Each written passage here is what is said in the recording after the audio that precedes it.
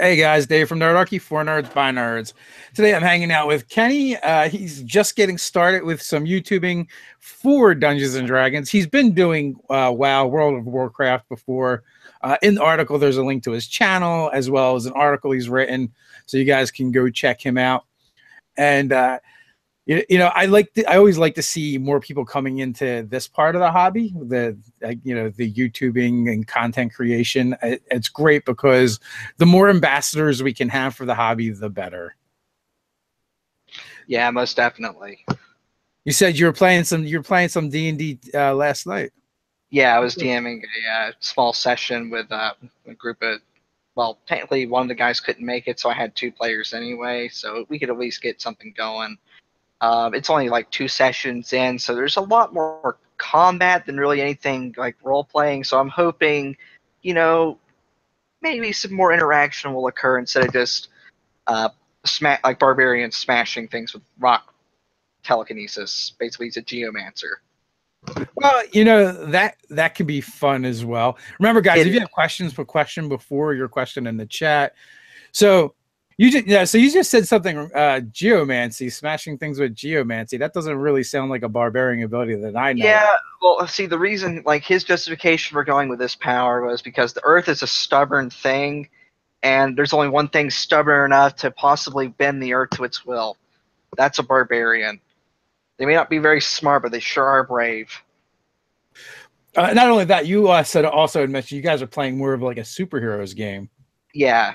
So there's going to be, like, it's basically 5th edition rules still, but there's some minor tweaks. There's some homebrew stuff going on. Kyle, that's not a question. That's a statement. Rage mage. Rage mage. I think we did get a bit of a rage mage in the what is it, Xanathar's Lost Lore? I think so.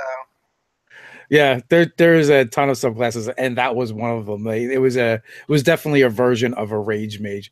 So, what kind of tweaks did you do to 5th edition to make it more of a superheroes game? Basically, like, this was a campaign that I was in as a player, like, about 2 or 3 months ago, and I basically sort of took the initial, the initial husk of what that campaign was, and just sort of rekindled it. Sort of did some things with headcanon and all, but one of the things I changed, and this is one thing I didn't understand the DM for doing, was I don't know why he allowed you to add proficiency bonus to your attack, like to your damage rolls. Like, for rolling to hit, that's fine because you're just rolling one of these little bastards here, and you add your proficiency to that accordingly. But with your damage, like, why am I adding my +6 proficiency on top of my superpower stats modifier of like +20? Like, at this point, it's like, what am I doing here anymore? Well, yeah, that really is going to muck with bounded accuracy. Yeah, because, like, you're still adding your proficiency to your roll to hit, but the damage, it's just half the time I forgot about that thing anyway. But one of the things that we did change is, like, let's say you get hit by, let's say the barbarian's on hit you with this great axe, right? You can actually opt to dodge that, but it requires both people to roll again, and whoever has the higher roll out of the dodge system, gets to hit. And if you fail the dodge, you take 25% more damage. If you roll a critical failure, you take 50% more damage.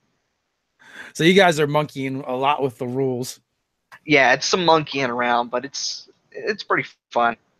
Well, I always say, and sometimes we forget to when we were talking about like hot button topics, but for the most part, for our channel, we don't really care what people do in their personal games. If you're having fun, that's all that matters. You can play the game any way you want. And that's the great thing about role-playing games. And one of the best things about 5th edition is it really does call back to, putting the power back in the DM's hands as far as a lot more abdicating. But I think, taking that with a more modern approach to the game where you're more collaborative and you're getting feedback and input from your players, creates for a lot of fun. It's one of the reasons why I gravitate away from systems like 3.5 and Pathfinder, is because so many of the rules are defined. Yeah. It just feels like every little thing, like the players can argue with you over and bicker over. So, 5th edition kind of gives you a lot more freedom. Yeah, that's the main gripes I have with third and fourth editions, respectively, is they're great editions. Fourth edition is probably the most balanced edition we've ever had in Dungeons and Dragons, but you couldn't really, there wasn't a lot of wiggle room for the dungeon master. If that makes any sense. It does.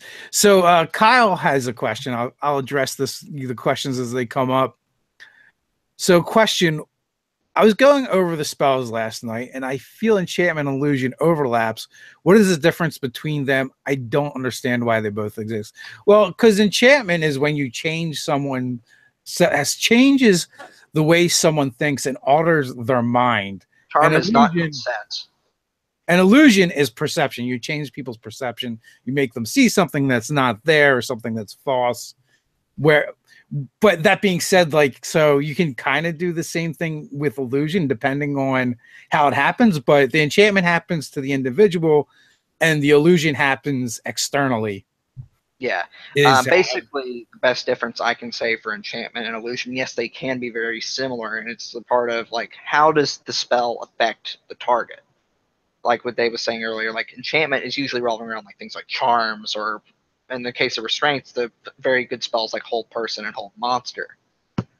And again, one of my favorite spells, Crown of Madness, is again it's happening in here. It's happening mentally instead of an illusion. You're like seeing a dragon in the kitchen, and you're not really sure if it's eating your feet or not, but you know, you have that to work with.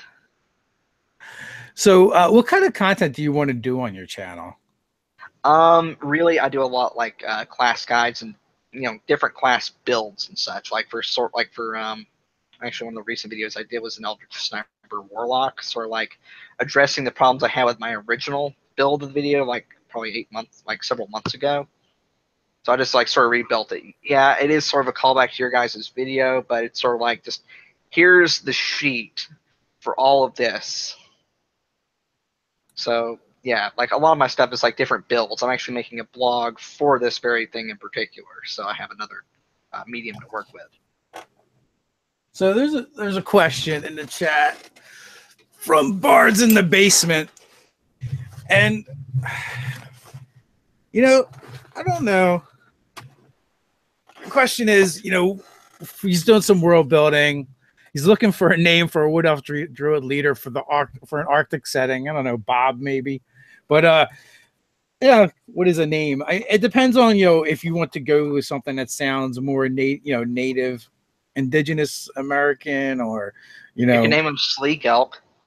Yeah, but there's this great section in the back of Xanathar's Guide to Everything. It's just got like 17 pages of names. I'm sure you could find one in there. And also too, like sometimes it's kind of fun to like use Google Translate. So like if you come up with something that sounds kind of cool, or just you want to do like something that's kind of literal, like Ice Elf, and then plug it in and get some other languages on it and just see what it spits out. I think a good section to look if you're going through Xanathar is to be like the Mesoamerican names for Wood Elf, at least, because that sort of kind of, I don't know, it kind of seems like it would fit personally to me, but it's all ultimately up to you. Bob the Wood Elf Druid seems pretty neat, honestly. yeah. It's like that's really just a matter of preference. So, but again, like there's a ton of ways to come up with names. I usually just make up words for the most part, and depending on the race you're using. So, like I think the main thing too, like, is to figure out what do the words and names sound like in that region or for that race. And then you kind of go from there. Like, dwarves are going to be a lot of hard consonants, and orcs are going to be really guttural. Elves, for I think we've always done elves are like a lot of syllables, and the language is a little bit more musical. So, which is one reason why bards tend to take it. Yeah, so that's the thing, is like come up with some kind of like parameters. Yeah. And then you can kind of like play with it from there. But mostly I use made up words. Although if I were to take more time, I probably would play around with Google Translate a lot more. I've never really used Google Translator for coming up with character names, so it's probably gonna be something I might end up having to try at some point because I am terrible with coming up with names. But it's just a resource, and you can be. It'll be funny though if you start doing that, and then you get people in your game that actually speak that language, and like, why did you name him Bob the Elf in Bobby. Nordic? All hail Bob the Elf. Let's see. Curse of Insanity has a question. I've been playing for years, and I'm getting a little bored with 5e classes. Any advice? Play a different system, switch it up. Like play a different genre. Instead, if you've been playing 5e for a long time, and as a player or as a DM, you feel like right now you've done everything you want to do with it, then move on to something else for a while. Take a break, play Mutants and Masterminds or Open Legend. Open Legend's free.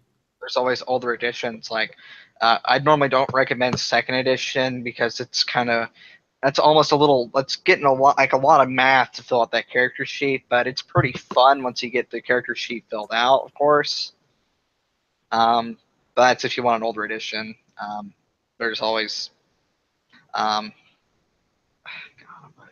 third edition, but I kind of. Well, yeah, there's a lot of fiddly bits. I would just go to like a non-D&D game. Yeah, like just one of the many rules lights campaigns that are out there. Yeah, because like he's saying, like I'm bored of the classes. Well, play a classless system. Try some Fate Core or Fate Accelerated. You pick it up, learn it in no time flat. Yeah. You can check out Dungeon World.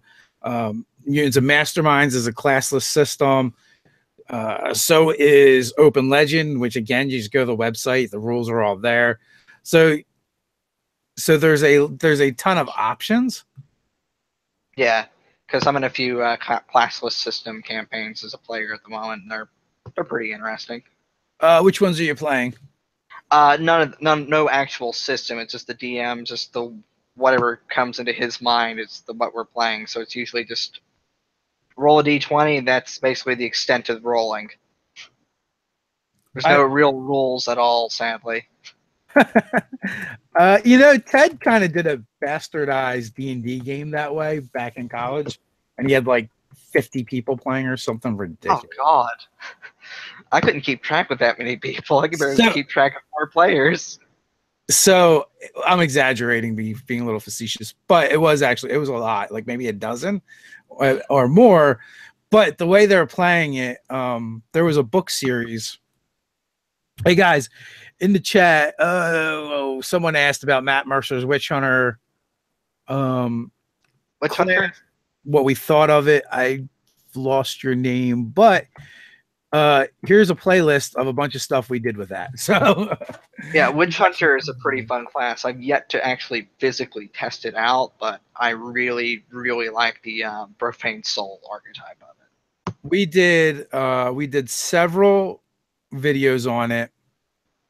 And then we kind of like play tested it, and we hardly play test everything, but we play tested it, and I ran Night of the Witch Hunter, and I think I had 3 players each play a different Witch Hunter. It was before Lycan was out, the 4th one, and then Ty Johnson came in and played the cleric, and we ran a campaign with it and checked that out. So that that's on there, and then we have a couple talkie videos on it. We probably have one for the Lycan. And I don't know if we broke the Witch Hunter up or not. It looks like we have a couple of videos. Maybe the revisions we might have did videos on.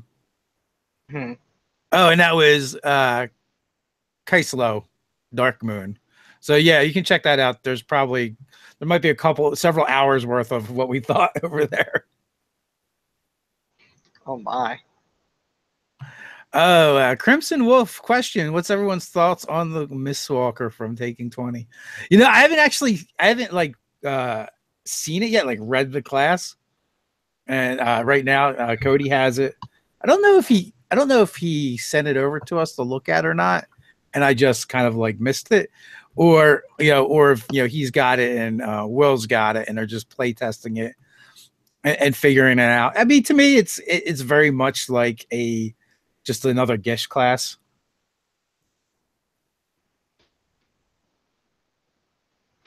Well, gift classes are pretty fun. I mean, that's basically what the Eldritch Knight is at the very core of it. Yeah. Yeah, like almost all of the fifth edition classes have a subclass that's Gish Yeah. now. Look at the Blade Singer Wizard. Yeah, yeah, that's actually going the other way. You know, you have the Elemental Monk.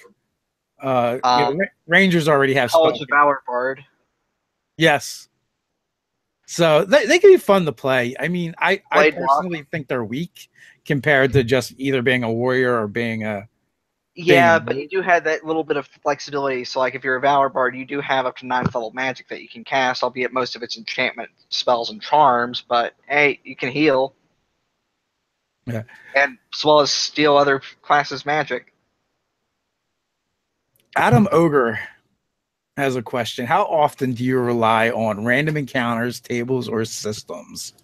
Uh, my players, Curse of Insanity is actually one of them, will know that I usually like to roll random encounter tables.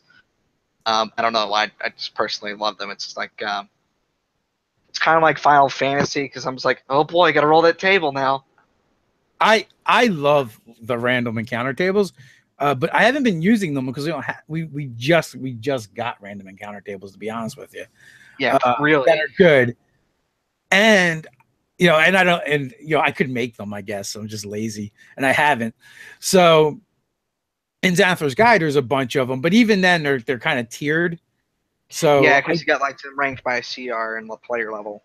yeah, so I think when I used them on my sister Scarlet Hood game, I just rolled a D4 and the percentile dice at the same time, I and usually just roll a dice 6 and let the result happen. then they ended up with, well, that's how it used to be in the older editions. You roll a die 6 on a 1, a random encounter would happen, or depending on the area, maybe one or two, or 1 through 3, the Now, random encounter would happen. I did one campaign a while back. It was kind of similar to one of Puff and Forest videos, where I rolled a D100 to determine the random encounter, and basically I rolled a 100 on that one. So like if I rolled one lower, they would have encountered the big bad evil guy. But since I rolled the low one, they ended up going into like this weird forest, and they just ended up staying there for the entire campaign, just never leaving. Yeah, the one time I've used one so far, they ended up with 4 bullets, and Yeah, but and like that's fun too. As the GM is like taking those random encounters and interpreting that into a story instead of it just being like a bunch of monsters show up. Now, yeah. if you guys have watched, if you're watching that game, this might be a minor spoiler, but like, so I had them find like these rocks, these big boulders first that had these like scratch marks on them. And, you know, then the next thing the fins pop up from the ground, and there's, three, before you know it, there's 3 bullets fighting each other. And like, Land, what's that? land shark times. Yeah, yeah. And then there's one of them just kind of off to the side watching and seeing what's going on. And there's a barbarian and there's a bard in the party. So I'm like, they make some checks and they kind of deduce that, well, they've stumbled upon, a bull mating ritual or breeding ground. So they're like, all right, after some thought, they decide to hightail it out of there. And the 3 that they're fighting, they're intent on that and don't notice, but the female notices them and starts chasing their wagon. And so they end up fighting that one and then running away. And then they finally get to the city they're going to, and they're like, oh, we don't do overland travel this time of year because the bullets, they breed and mate this time of year, so it's not safe. So like, yeah, so it's kind of fun to take those things that are random and then try and figure out how they kind of like work in your world and how they play out. Yeah. So Fantasy Grounds question: anyone seen Dragon Knight archetype for D&D 5e? Is it something that's out there and you're asking if we've seen it, or you're looking for one and haven't seen it? And what exactly do you mean by Dragon Knight? Because if you mean like a knight that rides dragons, that's really There tough. is actually something like that on the Dungeon Masters Guild. It's called the Draco Knight, but their whole thing is like they basically have a dragon that they raise up. So like at level 1, it's a small little whelpling, and then by the time they're level 20, it's a large dragon. So it's basically you go from a wormling to an adult dragon. And basically, one of the archetypes you can go with that is like the dragon rider. I think they all can get that, but my favorite of that one's the Draco Mage, where you can turn your dragon into your arcane focus and use your dragon to shoot fireballs. Now that part is just awesome. Yeah, well, that has its own problems of. Yeah, it's like the fact that you have to have 2 character sheets, one for the dragon, and it's not going to be like, it's not using like the normal dragon stat. It's using like its own sort of standard array. I can't remember that offhand, but you basically had to make 2 character sheets, so it's kind of like a ranger on steroids. I imagine anything you think of at this point has probably virtually been made in the DM field. I'm not going to say it's made well, but it's probably there. Yeah, because there's 2 dragon classes I can think of really closely. There is the actual Dragon Knight, which is more like you invoke the power of your of the dragon that's basically giving you his power and choosing you as his champion. And I believe Curse of Insanity actually has both of these PDFs, so that's actually something I just remembered. He just pinged me through Discord actually, but by remember you mean he just told me. yeah, let's just go with that. But yeah, like basically for the Draconite you had three archetypes: Defender, Sniper, Dragon Mage, and the Rider. So you have 4 archetypes. And for Dragonite, it's invoking the power of your ancestor, and depending on which one you go, you can have like this dual wielding, basically Fury Warrior like shenanigans, where you have like 2 huge ass weapons, and you're just like cleaving through everything in a bursty fashion. Or you have the Defender, where it's more sustaining, the other thing. But yeah, I know like the guy was asking about the Dragonite, and there technically is 2, and that's the problem. The actual, I think I lost my train of thought here. In essence, there's 2 different types. They're out there. You can find them on. Yeah, there's the one where you actually raise a dragon, and then there's the other one where you're evoking power of the dragon. Gotcha. Like I said, it boils down to like anything you're looking for. It's probably on the DM's Guild. It may or may not be good. It's the Wild Wild West over there. Yeah, Curse of Insanity, he was in a small, like, one-shot, like, basically one-off campaign where he was, like, testing, I think it was the Draco Knight, or maybe the Dragon Knight. No, it was the Draco Knight. So he basically came in as, like, a lower-level, like, basically adult red dragon, polymorphed as a human variant, with his dragon, like, was his actual, the mate of his dragon, but was polymorphed into a wormling that was on his shoulder. So like almost like a pseudo dragon or a. Yeah, it's kind of broken. Both of them are. Except the Draconite, but really both of them don't really get their good features until like way later on. So it's kind of lackluster until then. I call him Mini Dragon. Mini Dragon. So we got Red Rage. Anyway, you could bounce around making some steampunk themed classes for 5e. So Mike Gould had done a bit of this because he was running a game for his daughter. I think she was playing a gnome. It was steampunk themed. I don't remember what class she was. I almost want to say either paladin or barbarian or something. Well, there is a sort of a steampunk class in 5th edition if you're going through Unearthed Arcana, through either Eberron or just the Artificer Arcana that was released a while back. I can't remember when exactly. But Artificer is pretty steampunk because they revolve around making stuff. Usually crazy, shambling machines like a giant crab mech. Yeah, I'm actually playing in the game I played last night. That's what I'm playing now is an artificer. I need 1 more level, then I can build my mecha crayfish. Yeah, because it's like 6th level artificer. Yeah, we're 5th, son of a. But and really like most of the spellcasting classes, you can kind of just explain it as you can just explain them as being something else. You can just change the look and the feel. Actually, you know what really works well for like if you want to do kind of like a steampunk battle armor character? Warlock. Monk. I would go monk. Although, I mean, there's different ways of doing it. You can definitely do some things with warlock, but the reason Warlock why I say monk, where it's just like a laser pistol.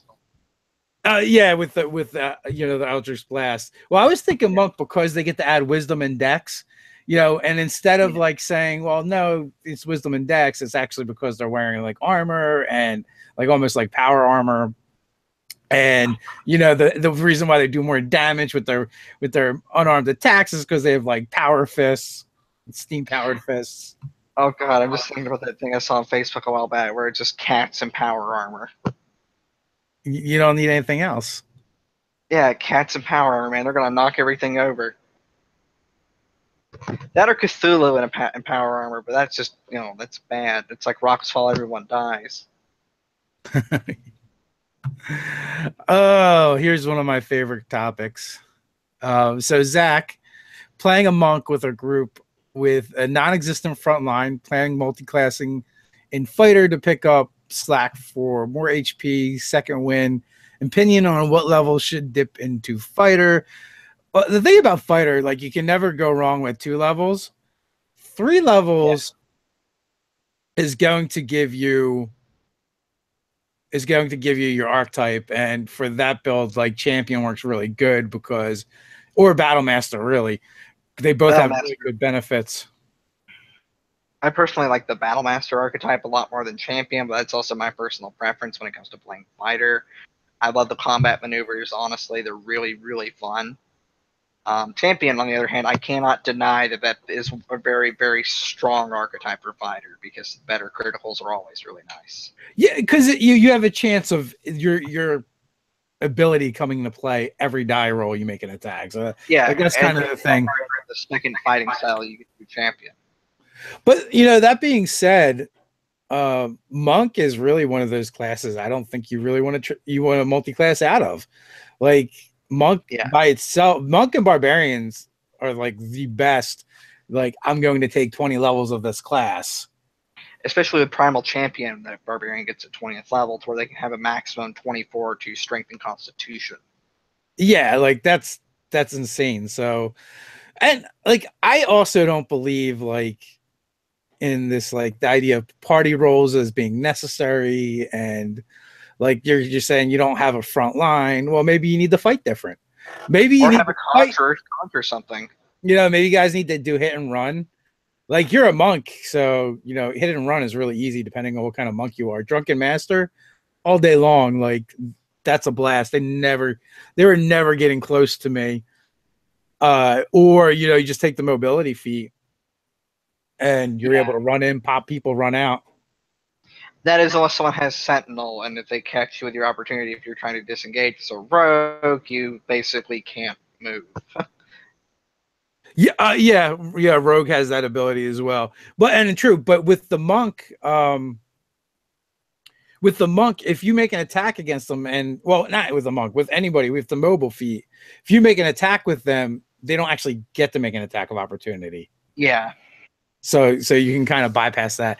I personally, my play style is I wouldn't change my classes based on what the group was. I would change the way we play. I would change the way we get into fights. Or maybe you don't have a front line, so maybe you don't want to fight. Like you're like, this might be a bad idea. Maybe you pick and choose your battles and you try diplomacy instead, or subterfuge instead, but you do something else than just be crafty and try to make a really crazy trap that takes like a week to set up, and then somehow it gets sprung and all your problems solved anyway. So Gonzo the Great wants to know, or is that Gonzo or Gorzo? I got something on my screen. Yeah, Gonzo the Great wants to know if I've seen the end of year Dawnforge cast video. I have not. I want to, and I did hear that he's gone through some things over the years, and he's kind of like, talks about that. Got real, talked about drug addiction and things like that. And at the end of the day, YouTubers are just people. We're just people like you guys, and we have flaws and problems and issues. It's like we all have character sheets. Yeah, we do all have character sheets. Some of them just have more experience than others. And some of them have possibly gone through alignment changes 3 or 4 different times. Yeah, so I actually do want to check that out because I heard about that video through, I believe Doug was telling me, and he basically said the same thing you did, is that it seemed very, very heartfelt, and and hopefully he's okay and everything's going better with him, and he's able to deal with that stuff, because personally I've seen a lot of people deal with addiction in my life, and it is a motherfucker. So it takes a lot of people down, and it's really sad. Curse of Insanity, I guess this is your boy, right? Yeah. Have you seen the homebrew class Gunslinger by Critical Role? If so, what's your thoughts on that? We got some videos on that somewhere as well. It's good. That class is pretty fun. We so like we kind of like go back and forth on that. Like there's things we like and there's things we don't like.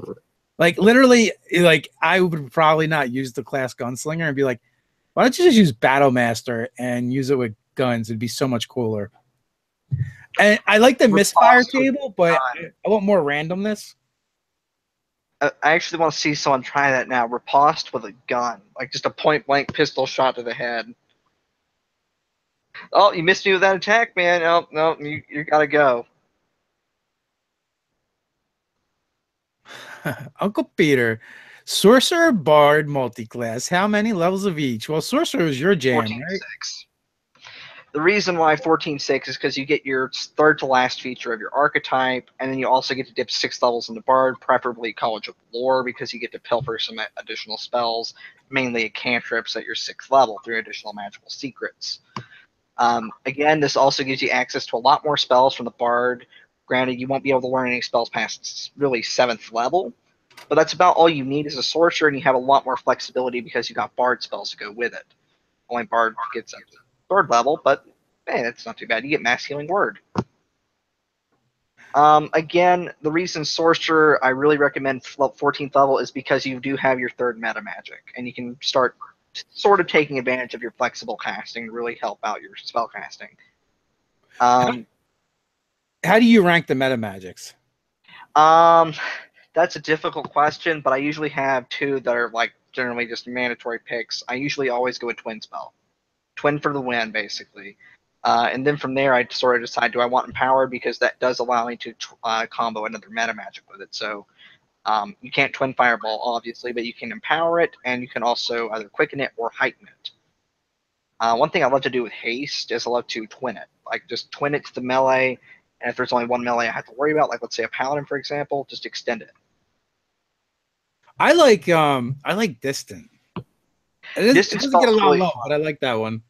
It is one of my favorites if you go full, like at least 17 level sorcerer, which is an ideal spot with warlock multi-class. It has some really weird functionality when you have spells that are self. Yeah, with lightning bolt, it does act a little weird. So if it's a range of self, it does increase its range, oddly enough. But with shocking grasp, I love using it on that. And it's also that one is actually really good for either favored soul or a cleric multi-class, because then you can use your cure wounds from a distance, and you don't have to get up into the business of stuff. It's a very good spell to have on favored soul sorcery by far. But the thing with favored soul sorcery, it's gone through several changes. One of which was you used to be able to pick your cleric domain, so you got to get your cleric domain spells. Now I kind of agree there's more balance because you get one spell depending on your alignment. So if you're good, you can cure wounds. If you're evil, though, you get inflict wounds, and actually kind of fun to cheese with distance spell. Oh yeah, absolutely. And inflict is way better than cure. Yeah, because I get to deal like 3 die 10 necrotic damage. Or something like that. To your face. Absolutely. Yeah. Blast is also good, but at early levels, I usually, like, if I go with a neutral, like a lawful line, I usually end up getting protection. Like, I think Blast and then neutral, which is like my reign of alignment is lawful to neutral. Yeah. I usually love protection from good. Well, evil and good, just win it. Now, I haven't actually looked at the sorcerer in Xanathar's guide yet. We're kind of doing them as we go. Yeah, I've looked into it. This week we're going to be shooting rogue and sorcerer, so we'll be getting to those, and then and then we only have one more week left. So next week, so we have 2 more weeks of all the Xanathar subclasses, and we'll be done. Yeah, sorcerer, a few good archetypes made it in. Favorite soul, of course. Shadow sorcery, which is pretty fun, and of course storm sorcerer. Does the shadow sorcerer, does it still get the zombie ability? Strength of the Grave, yeah, I believe it still does, as well as Umbral Form. But yes, it does basically still get Undead Fortitude. Fantasy Grounds College. So that's an interesting question. Other than Monk and Samurai and a few token third-party stuff, what happened to all the neat culture-based content for D&D? Comparing a setting like Mystica, Al-Qadim, Qatar. I believe Dan Dillon has done some stuff over on the DM's Guild. It might only be one thing. It's all Jin. So you can check that out. And I'm sure on the DM's Guild more stuff is going to be opening up, because all that stuff is now considered Forgotten Realms, so they can play over there. But I feel like that stuff's really specific, so it's gonna be a while before Wizards of the Coast probably gets to it officially. I'm just my opinion. Greyhawk to come back to 5th edition. Oh my god. I think I like Greyhawk less than I like Forgotten Realms. Well, then again, I also I kind of might be a little biased because I started playing D&D basically in the Greyhawk setting. I had the original box set. I totally agree. I remember fondly strangling Vecna to death with his own hand. Were you wearing it? Were you wearing his hand? Yes, I was wearing his hand. Nice. Yeah, I mean, when we started, cut off my own hand for it. When we started, we started with Greyhawk. Then we moved to Forgotten Realms pretty early. And I just don't. And they're both just like very like Forgotten Realms is generic fantasy with like kind of like every kind of D&D mixed in, and Greyhawk is even more generic than Forgotten Realms. It's also low magic for the most part. Like I remember I had like a wizard in that like 2nd edition when I played and finally started wizard, had him up to like 19th level. I had just earned Archmage. And that was around that point I got the Hand of Vecna. I was invited to play in a Twitch streamer's game, TV Timmy, and I played for like 3 months or something. And when I showed up, they were playing in Greyhawk. I'm like, why the fuck are you guys playing in Greyhawk? But it's all good. We've always done. So my early days of D&D, when my first GM, it was always like Forgotten Realms ish. Yeah. So like favorite. Yeah, and then when we started playing with the group that would later kind of like become Nerdarchy, it's always been homebrew. We've always just made up our own stuff. I mean, we submitted to the Wizards of the Coast campaign setting challenge and got beat by Keith Baker. We actually submitted like if you watch our games now, bits and pieces of that campaign has kind of been imported into what we're doing now. But we had submitted that, and we'd actually written that out pretty extensively, and there was like tons of maps. That's the last time we really did a ton of like prep and world building. And so maps. We submitted, and maps. We submitted that, and then I also submitted my Shattered Realms campaign as well. Right. Which was. There was like 3 kind of like antagonists to each other. It was the Sorcerer King, Psylords, and Ogre Thanes, and everything was these masses of floating rings of Earth that people that they would live on. And the idea was an apocalypse kind of happened and the world blew apart.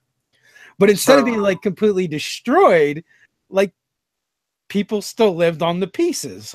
It kind of reminds me like when you like describe the like planets being like floating discs. It kind of reminds me of Halo. Yeah, that was the whole point. Like, basically, like the whole game, like you were on this giant fucking ring, and everything was going on inside of it.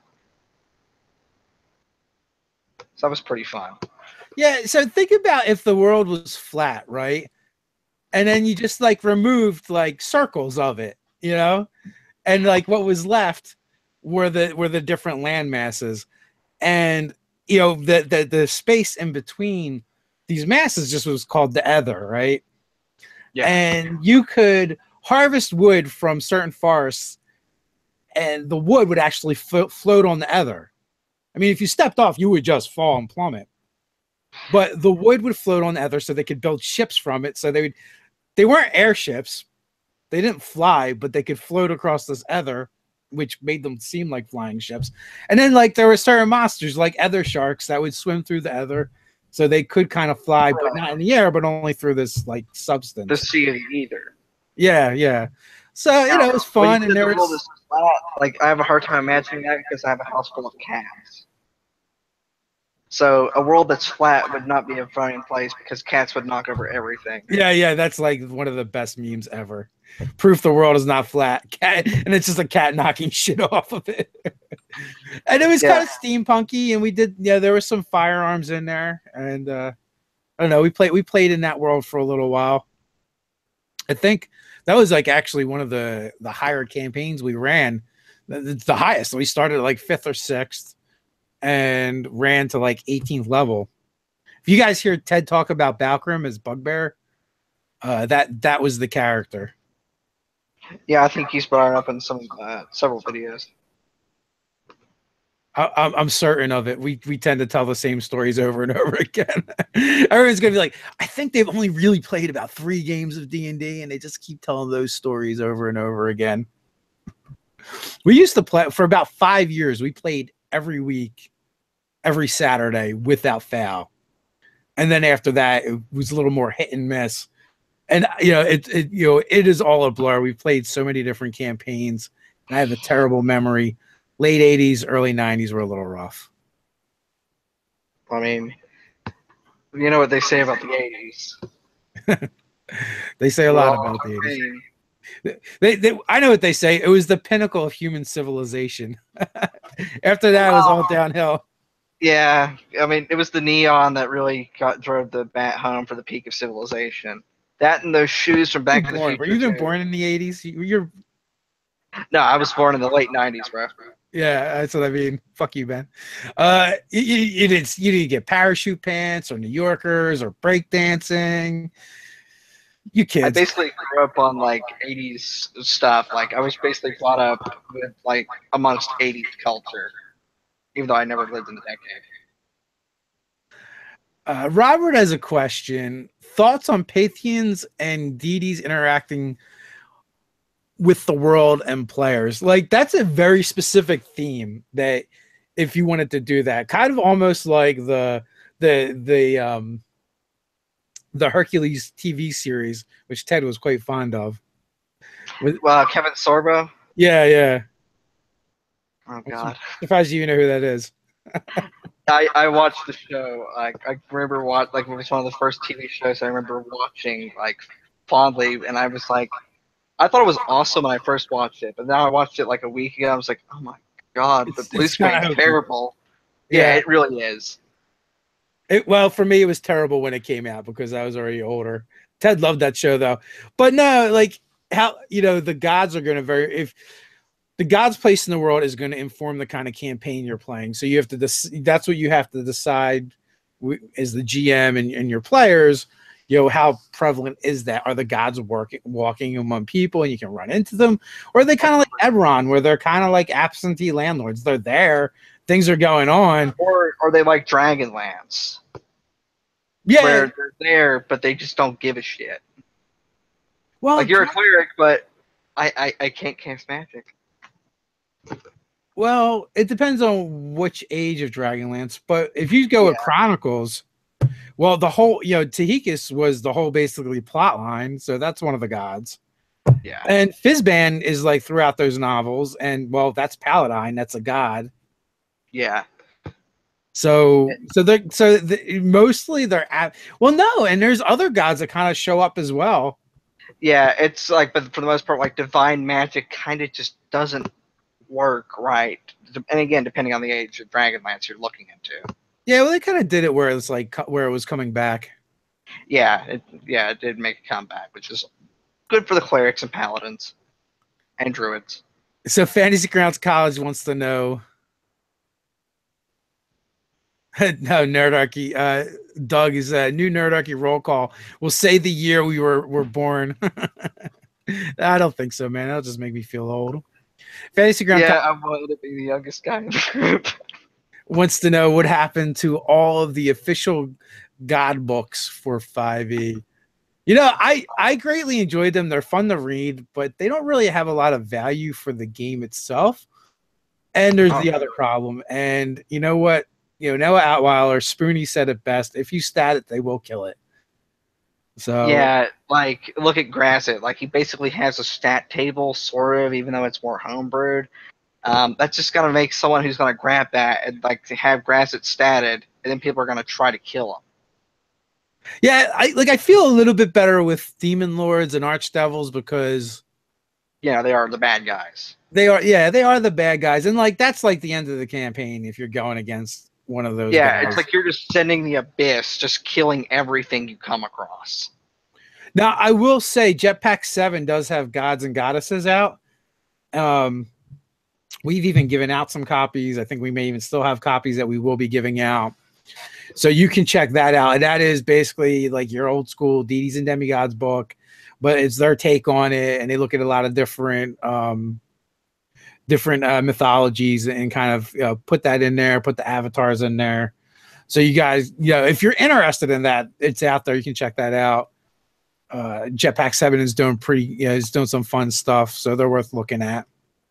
And Aaron from Jetpack 7 has been on several times, and they've just completed their Masters and Minions Kickstarter. So I'm looking for more stuff. I'm looking forward to more stuff from those guys. Yeah, they got some good stuff. But I feel like that kind of stuff is very niche, and we're not going to see that from Wizards of the Coast, just because it seems like we're going to get. Seems like we're going to get like, what is it? 2 big modules a year, adventure books a year, and a supplement. Yeah, like just randomly sprayed throughout the year with all the unearthed arcana. And then, for the rest of everyone scratching their itch, they're just going to rely on the DM's Guild. They really do seem to be trying to focus on, I want to create better stuff, not more stuff. Now, one thing I do miss about fourth edition, and this kind of goes to the minions thing. I really loved the minions in fourth edition, where you could just pad a whole dungeon like sporadically with like groups of like just swarms of minions that you just cleave through in one hit. That part was kind of fun. Next time I get someone on from Wizards of the Coast, I would love to hear the design philosophy and why they didn't bring that forward. But I mean, I'm sure they did a lot of play testing. My guess is either player or GM satisfaction score was low, so that's why it didn't get pushed forward. I mean, they've used more stats in this edition of the game than ever. And even like what found its way into Sandler's Guide and how it found its way into Sandler's Guide had a lot to deal with, player satisfaction, customer satisfaction. Yeah. So my guess is that fortunately, minions are really easy to use. You just take any monster, reduce their hit points to 1, and it's now a minion. So that could be it too. That could just be like, well, if people really want this in their game, it's so easy. And even then, like zombies and goblins and kobolds, for example, all have really low HP anyway. So they're basically going to become minions like every level after like 2. The place where minions really are kind of cool is like if you want to fight hordes of demons, Yeah. and you just can't You put just have that like in. a swarm of imps and closets. But now, like, if you just go, well, you know what? I'm just going to use a bunch of ice devils. They all have 1 hit point. If you make them make a saving throw that does damage, then and they pass, they don't take any damage, and boom, you're done. Yeah. So they get that one save or suck advantage. You can't just kill them all with fireball. I mean, you can't really because of fire immunity. You know, that's the funny part about Ice Devil. You would think that they would be immune to cold, Hmm. but they're not. Well, you know, they just switch it up on you. Yeah, so I'm sitting there, oh, these guys are immune to cold. Wait, what? Devils are tricky. There you go. Like ice devil. Don't use cold. Well, that just fucked up my draconic sorcerer. I Yeah, should have well, went cold. that is the danger of focusing on elements, especially fire, because fire, it's really close between fire and poison being They're the most common. most common immunities and resistances. Yeah, so if you're in like Bator or the Abyss, you're fucked as a green or red sorcerer. Well, that's why you have to have at least. That's why chromatic orb is good. Yeah, because you can change it up, so it's not as you're not as screwed. It does all right damage. You can level it up. You Yeah, have to make an attack roll. So and you had to have the diamond. crit. Yes, you have to have the diamond. Also, there's Chaos Bolt now too, so that does different damages. Yeah, Chaos Bolt's one. But you don't know exactly which one you're going to do. Yeah, so it's like you roll like a D8 and then another one, and the other like whatever the other one rolled is what the other one's dealing in damage. Yes, I So definitely want to play that with a Chaos Sorcerer. that would almost be like the main spell you'd be spamming in terms of damage. Like, okay, I'm gonna cast Chaos Bolt. Oh, what's that? I got the same roll on both die. Well, that thing's jumping over. And that's amazing because I'm pretty sure you can twin that one. I'm pretty sure you can. I think. But with a cleave, I'm not sure. But if you can twin it, it's gonna be like so much bombardment going on, especially if you get spell bombardment going on. It's like ping pong. I'm usually not a big fan of the empower. Yeah.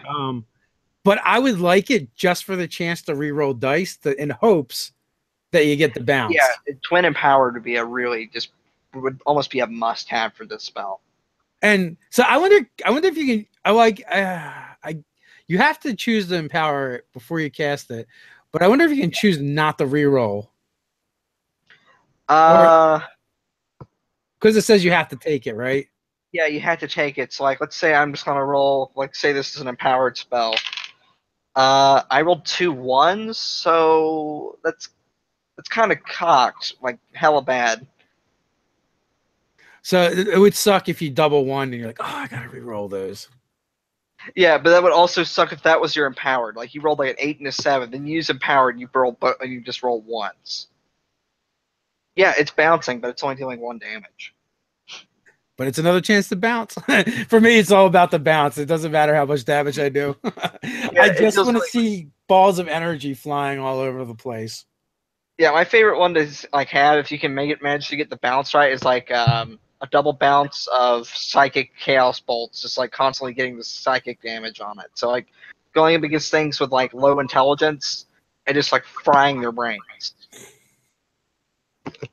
Kyle Ellis says, my girlfriend informed me a few weeks ago air hockey is just real life Pong. That is pretty accurate. Yeah.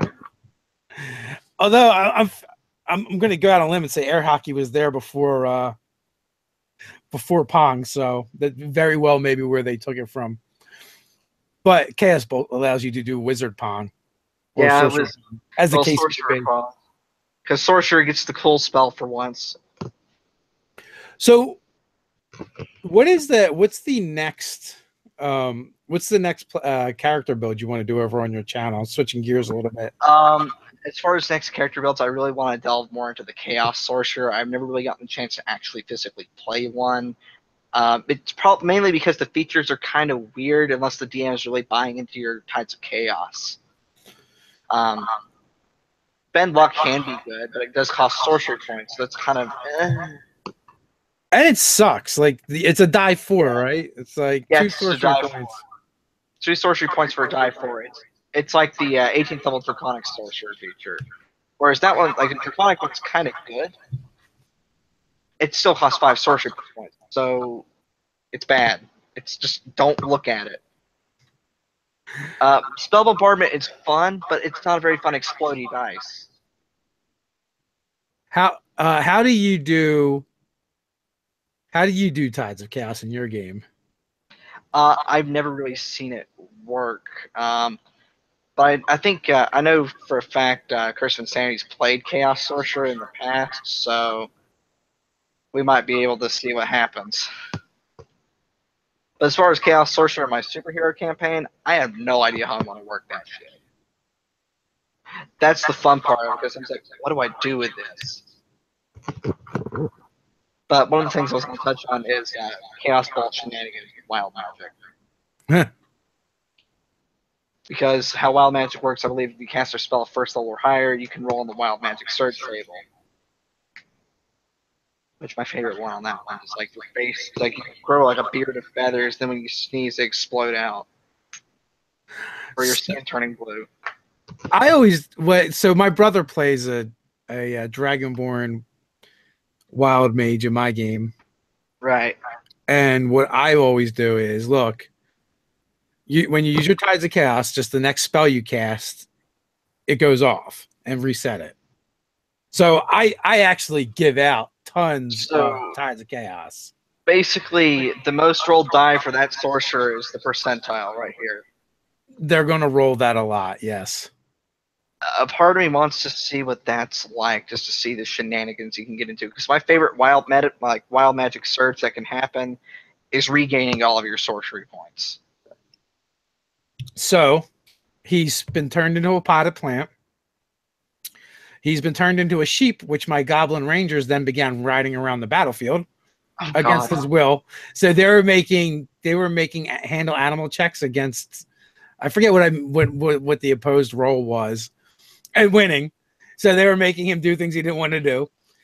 And and then when he cast fireball on himself, standing in front of all the booze in a bar. Oh damn! So so they inadvertently burned down the bar. Well, I mean, that's what happens when you cast a fireball on everything. So that reminds me of bad fireball placement. This is in a campaign where I was playing a chaotic, stupid murder hobo sorcerer. And there were some tree ants we were fighting, and I just decided, I'm going to drop a fireball on top of that tree ant and basically swallow the entire party with it.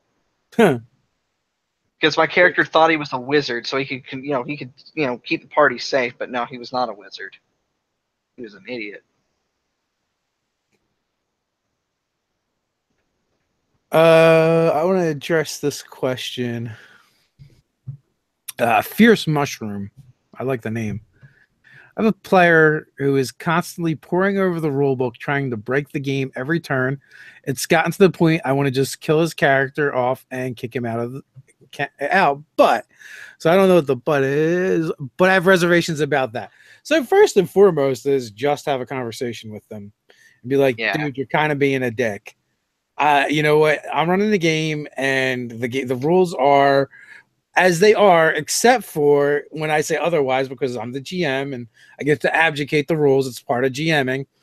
If you would like to run the game and run it your way, I would gladly give you that opportunity. That's me. I don't know how you feel about that, and I would let them run the game, and then I would be the dick.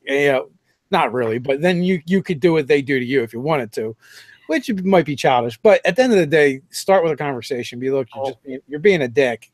Chill. One thing I'd like to add to that as well, like if the problem is the guy's just more or less a power gamer, then killing off his characters really isn't really the best option, because he's just gonna bring in another character anyway and do the same shit. So really talk with the guy, and just tell him just tone it down a little, tone it down just a little bit, just a bit. Out of in-game solutions never work for out-of-game problems. No. So that's kind of the thing. And like just be honest with them. It's like, look, this is the game we're running. This is how it's going. If you do not like that, you do not have to play. That's okay. Maybe this isn't the group for you, or whatever. But you know that's kind of where you kind of have to start. And like so many of our GM 911s are like that. Player X is doing this or won't do that, and really at the end of the day, you know, you just have to hash it out and talk to each other and kind of try and come to an agreement. And if you can't, maybe you're not the GM for them, or this isn't the group for them. And, you know, you take it from there. It's unfortunate. And I get it. Like, it sucks that, you know, have to have that confrontational conversation when all you really want to do is play a game about Dungeons and or Dragons. So yeah, there's that. Now, I'm probably one of the weird oddball players out there that likes to dungeon crawl in some ways a lot more than the open adventure, because I usually end up playing characters that like are more suited for dungeon crawling. Like in some cases, like if I'm in a dungeon crawl where it's like frequent short rest, just play Warlock as a caster. If you do get some long rests scattered throughout and some short rests, you know, Sorcerer's pretty good too, mainly with Sorceress Restoration. So you can at least get something back on a short rest. But Warlock, if you have a lot of short rest and like so much combat, Warlock is like the best thing to go, because it's like, oh, I get my spell slots back. I can just like chill out for an hour, and I can cast my spells again. There's a couple classes that are very much like that as well. Yeah, Wizard gets Arcane Recovery, so that part's pretty fun too. So we are up and past the hour mark. And again, if you guys check out Kenny, check out his channel, link in the description. He's just getting started, so show him some love. Do you plan on having an upload schedule? I'm working on that. Like, I'm gonna try at least in the future, to get at least a video out a day, at least 1 to 2 video, like one video every 1 to 2 days. Cool. And that's gonna be the problem. Like, I got to do a lot more. Got to do a lot of sorcerer stuff, because you know, sorcerer's the best. When people aren't taking a collective shit on it. Well, good luck with that, man. We'll keep our eyes open. Thanks for hanging out today. Thanks everyone in the chat for hanging out. We're like 80, 90 people throughout the most of the chat. So guys, always appreciate hanging out with you. And until next time, stay nerdy. Thanks for listening to me ramble.